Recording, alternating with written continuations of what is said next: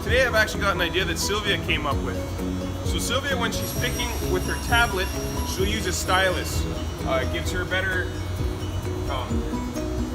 control over what she's pressing at, rather than trying to take off her gloves all the time in order to press buttons and whatnot. But she was finding that she would always have to keep her stylus in her pocket, and then when she'd want to pull it out, she'd have to go and fish through all the pens and whatnot that she'd have in there. So she wanted to come up with a way to keep it attached to the tablet.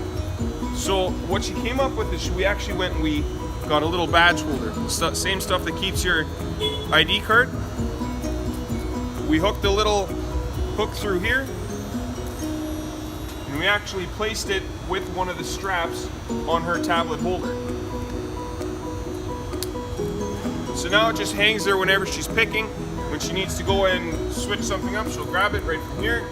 She'll go and she'll do whatever she needs. She can let go and it'll stay right there. Thanks for watching.